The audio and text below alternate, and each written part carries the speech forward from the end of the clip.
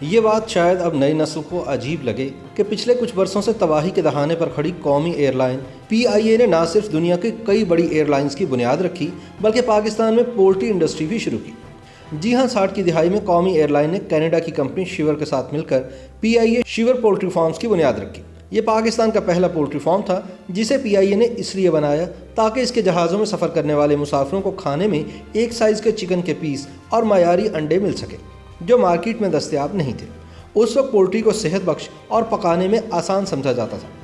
آج پی آئی اے کے حالات یہ ہیں کہ شدید مالی بحران کا شکار ادارے نے اپنے 13,500 میں سے 5,500 ملازمین کو رضاکارانہ ریٹائرمنٹ اسکیم کے ذریعے قبل از وقت ملازمت چھوڑنے کا آپشن دے دیا ہے۔ اصل منصوبہ یہ ہے کہ پی آئی اے ملازمین کی تعداد میں خاطر خواہ کمی لائی جائے، اس لیے ان 5,500 پی آئی اے ملازمین میں سے جو ریٹائرمنٹ نہیں لیں گے ان کو نوکریوں سے فارغ کر دیا جائے گا۔ سوال یہ ہے کہ پی آئی اے قابل فخر اثاثے سے ایک سفید ہاتھی میں کیسے تبدیل ہوا؟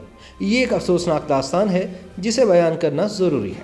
پاکستان کی پرچم بردار ایئر لائن پی آئی اے یوں تو باضابطہ طور پر سن 1955 میں بطور کمرشل ایئر لائن وجود میں آئی، مگر اس کی بنیاد بانی پاکستان قائد اعظم محمد علی جناح رحمۃ اللہ تعالی علیہ نے سن 1946 میں ہی رکھ دی تھی، جب انہوں نے ایک صنعت کار ایم اے اصفہانی کو ہدایت کی کہ وہ مستقبل کے پاکستان کے لیے ایک ایئر لائن بنائے۔ چنانچہ کلکتہ میں اورینٹ ایئر ویز قائم کی گئی تاکہ مشرقی اور مغربی پاکستان کو فضائی راستے سے جوڑا جا سکے۔ گو کہ اس ایئر لائن نے بھی ابتدائی چند برسوں میں خاصی ترقی کی اور چند نئے جہاز بھی اپنے بیڑے میں شامل کیے، مگر پی آئی اے کی ویب سائٹ کے مطابق یہ پرائیویٹ ایئر لائن ایک نئے ملک کی ضروریات کے لیے ناکافی تھی۔ اس لیے جنوری سن 1955 میں حکومت پاکستان نے پی آئی اے کے نام سے اپنی قومی ایئر لائن کی تشکیل کا فیصلہ کیا، جس کے بعد اورینٹ ایئر لائن اپنے اثاثوں اور ملازمین سمیت اس میں ضم ہو گئی اور ایم اے Ispahani Pakistan international air lines کے پہلے چیئرمین بن گئے۔ اسی سال پی آئی اے نے لندن کے لیے براستہ روم اور قاہرہ پروازوں کا سلسلہ شروع کیا اور چند برسوں میں پی آئی اے بین الاقوامی روٹ سے منافع کمانا شروع ہو گئے۔ لیکن پی آئی اے نے بطور کمپنی صحیح اڑان اس وقت بھرنا شروع کی جب سن 1959 میں ایئر کموڈور نور خان کو اس کا مینیجنگ ڈائریکٹر لگایا گیا۔ نور خان کی قیادت میں یہ ایئر لائن دنیا کی صف اول کی ہوائی جہاز کمپنیوں میں شمار ہونا شروع ہو گئی۔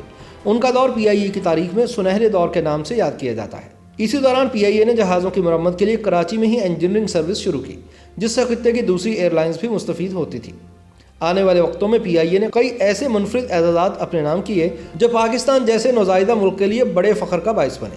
سن 1960 میں پی آئی اے جیٹ طیارہ بوئنگ 707 آپریٹ کرنے والی براعظم ایشیا کی پہلی ایئر لائن بن گئی۔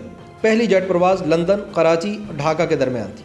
اگلے سال پی آئی اے کی سروس نیو یارک بھی پہنچ گئی۔ چند برسوں میں پی آئی اے نے مشرقی پاکستان میں ہیلی کاپٹر سروس بھی شروع کر دی جو صوبے کے مختلف حصوں کو ایک دوسرے سے ملاتی تھی۔ اس سروس سے پہلے سال میں ہی 70,000 مسافر مستفید ہوئے۔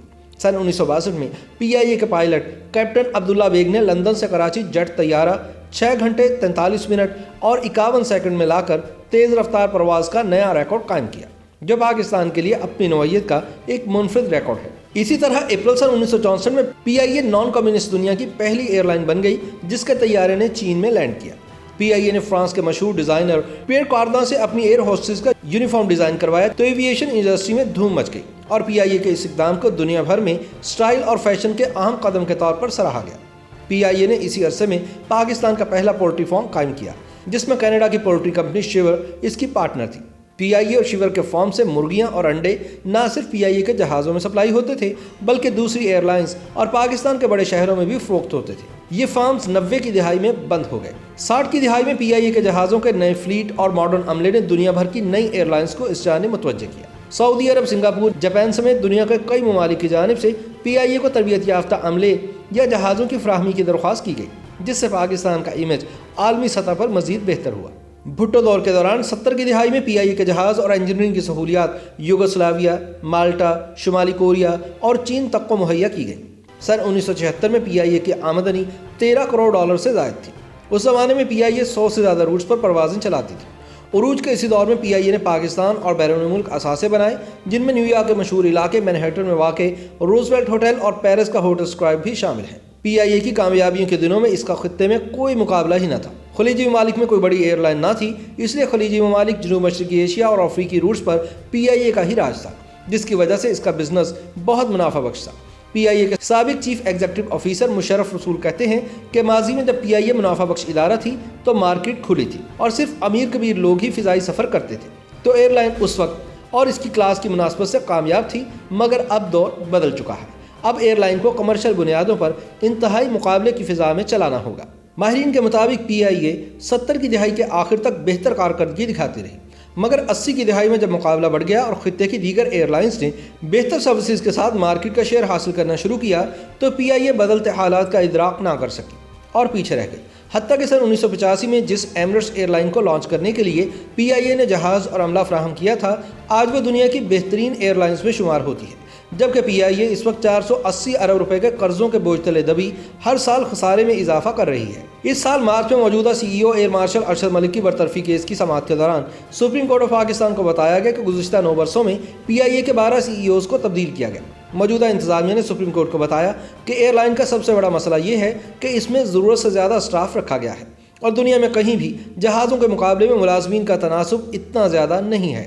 پی آئی اے ملازمین کی جانب سے شدید تنقید کی زد میں آنے والے موجودہ سی ای او ارشد ملک ایئر فورس کے حاضر سروس آفیسر تھے، مگر اس سال جولائی میں ملازمت سے ریٹائر ہونے کے بعد حکومت نے انہیں پی آئی اے میں برقرار رکھا ہے تاکہ وہ اپنی پالیسیاں جاری رکھ سکیں۔ ایئر لائن کی موجودہ اعلیٰ مینجمنٹ میں 16 میں سے 9 کا تعلق ایئر فورس سے ہے، لہٰذا پی آئی اے ملازمین میں یہ تاثر عام ہے کہ اس قومی ایئر لائن کی بربادی میں ایئر فورس والوں کا مرکزی کردار ہے۔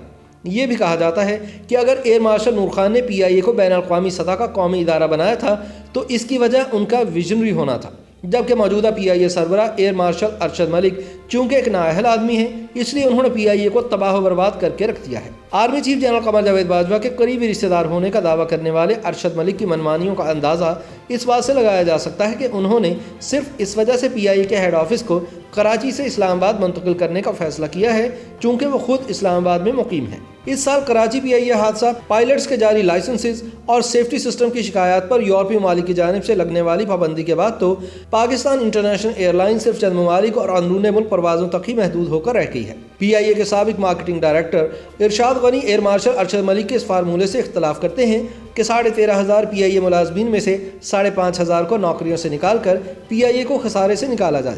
ان کے مطابق پی آئی اے میں ہزاروں ملازمین اس کے عروج کے دور میں بھی رہے ہیں، کیونکہ وہ ایئر لائن ہے جس کا اپنا گراؤنڈ سٹاف ہے، اپنا انجینئرنگ سٹاف ہے اور بہت سارے ایسے آپریشنز ہیں جو دوسری ایئر لائنز ٹھیکے پر دیتی ہیں، جبکہ پی آئی اے یہ سب خود کرتی ہے۔ دوسرا، ملازمین کی تنخواہوں کا بجٹ کبھی بھی پی آئی اے کے اخراجات کا 20% سے زائد نہیں رہا، جبکہ دنیا کی بڑی ایئر لائنز ملازمین پر بجٹ کا 30% یا اس سے بھی زیادہ خرچ کرتی ہیں۔ ارشاد غنی کے مطابق پی آئی اے کے زوال کا اصل سبب اس کا مقابلے کے لیے تیار نہ ہونا تھا۔ جب علاقائی سطح پر ہوا بازی کی صنعت میں مقابلہ سخت ہونا شروع ہوا تو پی آئی اے اس کے مطابق خود کو ڈھال نہ سکے۔ پی آئی اے کے افسران مارکیٹ پر اجارہ داری کے ایسے عادی تھے کہ ان کا رویہ ڈپٹی کمشنر اور کمشنر کی طرح ہوتا تھا۔ وہ اپنے دفتر سے باہر کسی سے ملنا توہین سمجھتے تھے، لوگ انہیں آ کر ملتے تھے، مگر ایسا کب تک چلتا؟ دوسری ایئر لائنز نے کرایہ کم کیا، سروس بہتر کی اور دوران فلائٹ بہترین تفریحی سروسز مہیا کر کے پی آئی اے کو کہیں پیچھے چھوڑ دیا۔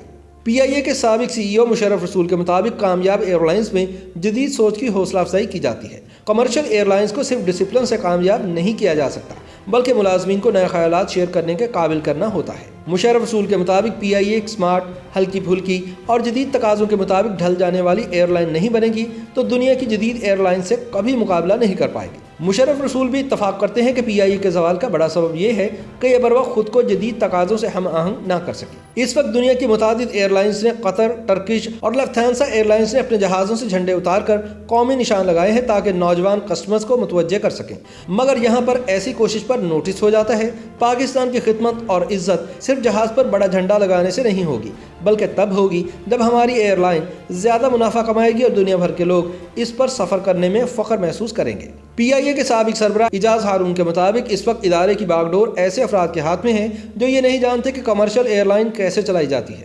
ان کے خیال میں موجودہ انتظامیہ کی پوری ٹیم ایئر فورس کے بیک گراؤنڈ کی وجہ سے اس تجربے کی حامل نہیں جو کمرشل ایئر لائن چلانے اور اسے منافع بخش بنانے کے لیے درکار ہوتا ہے۔ لہٰذا ادارہ تیزی سے تباہی کی جانب گامزن ہے اور فیصلہ سازوں کا خیال ہے کہ آدھے ملازمین کو نکال کر پی آئی اے کو منافع بخش ادارہ بنا لیا جائے گا۔ اعجاز ہارون پی آئی اے کے زوال کا سبب باہر سے لائے گئے لوگوں کو قرار دیتے ہیں۔ ان کا کہنا ہے کہ پی آئی اے کو بہتر تبھی بنایا جا سکتا ہے جب اسی کے ملازمین کو اس کے اہم عہدوں پر تعینات کیا جائے۔ وہ کہتے ہیں کہ پی آئی اے کے لوگوں نے دوسری ایئر لائنز کو لانچ کرنے میں مدد کی۔ اگر انہی لوگوں کو بااختیار بنا کر موقع دیا جائے تو کیا وہ اپنی ایئر لائن نہیں چلا سکتے؟ اعجاز ہارون کے مطابق مسئلہ یہ ہے کہ جب آپ کارپوریٹ کلچر سے یا ایئر فورس سے اعلیٰ انتظامیہ لاتے ہیں تو وہ اس کے نظام کو نہیں سمجھ پاتے۔ اعجاز ہارون کے مطابق ادارے کی بہتری کے لیے ضروری ہے کہ اس میں پروفیشنل لوگوں کو لایا جائے، اچھی ٹیم بنائی جائے اور سیاست ختم کی جائے۔ ادارے کا سربراہ کسی تعلق کو نہ دیکھے بلکہ ادارے کے مفاد کو دیکھے تو PIA کو بہتر کیا جا سکتا ہے۔ YouTube پر گوگلی نیوز دیکھنے کے لیے youtube.com کی سرچ بار میں گوگلی نیوز TV ٹائپ کریں۔ گوگلی نیوز کے پیج پر سرخ رنگ کے سبسکرپشن والے بٹن پر کلک کرنا نہ بھولیے۔ YouTube پیج پر اپلوڈ ہونے والی ویڈیوز سے باخبر رہنے کے لیے بیل آئیکن پر کلک کیجیے۔ آپ کو ہر نئی ویڈیو کے بارے میں نوٹیفیکیشن موصول ہو جائے گا۔